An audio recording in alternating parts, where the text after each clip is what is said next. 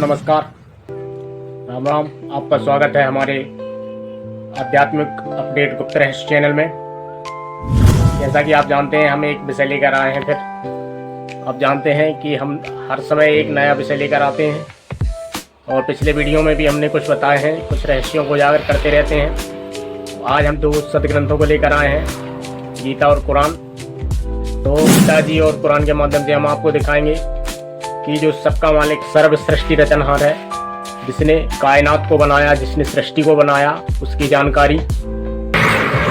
तो हम गीता और कुरान के कुछ अंश लेते हैं और उसमें आपको दिखाएंगे कि जो गीता ज्ञान देने वाला प्रभु है, वो स्वयं कह रहा है कि जिस परमेश्वर से संसार वृक्ष की प्रवृत्ति विस्तार को प्राप्त हुई है, उसकी जानकारी, उस परमात्म तत्व की जानकारी किसी तत्वदर्शी से पूछो। यदि गीता ज्ञान देने वाला ही सबका मालिक है, तो वो उस संसार वृक्ष की प्रवृत्ति विस्तार को प्राप्त हुई है, उसकी जानकारी किसी तत्वदर्शी से पूछने को क्यों कह रहा है। और कुरान का ज्ञान देने वाला प्रभु ही अगर सबका मालिक है, तो वो कुरान के अंदर ये क्यों कह रहा है कि ये पैगंबर जिसने 6 दिन में सृष्टि रची, 6 दिन में आसमान और ज़मीन के बीच में जो कुछ है उसने बनाया, और 7वें दिन तख्त पर जा विराजा, उसकी खबर किसी जानकार यानी किसी बाखबर से पूछ कर देखो। अब यहाँ विचारणीय विषय ये है कि अगर ये दोनों ही सृष्टि रचने वाले हैं, तो ये ऐसा क्यों कह रहे हैं कि सृष्टि रचने वाले की जानकारी किसी और से पूछो। तो ये बड़े अचंभे की बात है, इस पर आप भी अपना कुछ विचार दें, जब तक हम आपके लिए कुछ इन क्लब के माध्यम से दिखाते हैं। तो हम लेते हैं सबसे पहले गीता, जो ये है श्रीमद् भगवत गीता, और ये आप देख सकते हैं गीता प्रेस गोरखपुर से प्रकाशित है।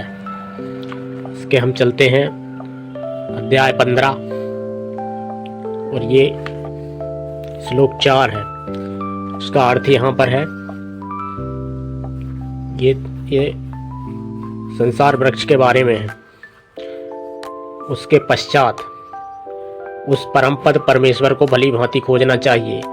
अर्जुन से गीता ज्ञान देने वाला भगवान कह रहा है कि उस परमेश्वर, परम पद रूप परमेश्वर को भली भांति खोजना चाहिए, जिसमें गए हुए पुरुष लौटकर संसार में नहीं आते, और जिस परमेश्वर से पुरातन संसार वृक्ष की प्रवृत्ति विस्तार को प्राप्त हुई है, यानी जो संसार वृक्ष की प्रवृत्ति विस्तार को प्राप्त हुई, यानी जिससे संसार की रचना हुई है, उसी आदि पुरुष नारायण के मैं शरण हूँ।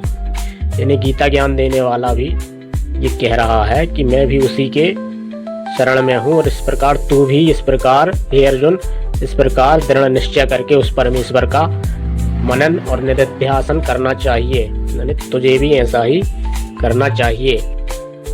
ये है अध्याय 4 119, ये 34वां श्लोक है। उस ज्ञान को, कौन से ज्ञान को? परमात्म तत्व को भली भांति जानते हैं। परमात्म तत्व को जो भली भांति जानते हैं, उस ज्ञान को तू तत्व ज्ञानियों के पास जाकर समझ।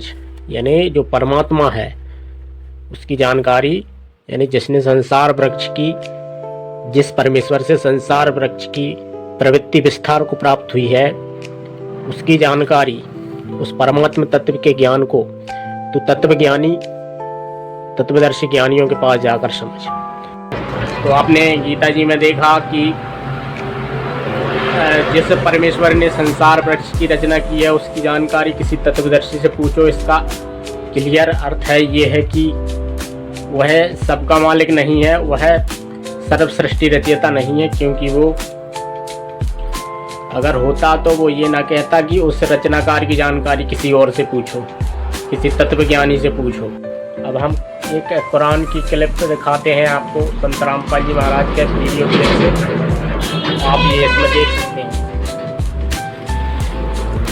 ये कुरान शरीफ है, इसके अंदर का समय हमें दिखा दिए।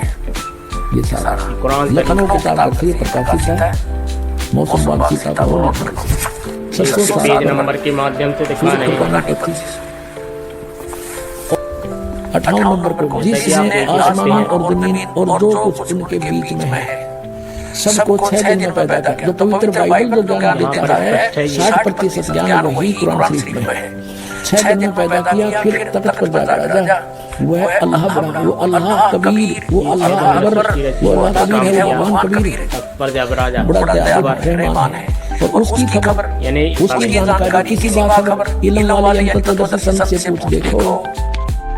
जैसा कि आपने इन दो सदग्रंथों से देखा कि यदि ये ही सबके मालिक हैं तो फिर ये ऐसा क्यों कह रहे हैं कि सृष्टि बनाने वाले की जानकारी किसी और से पूछो।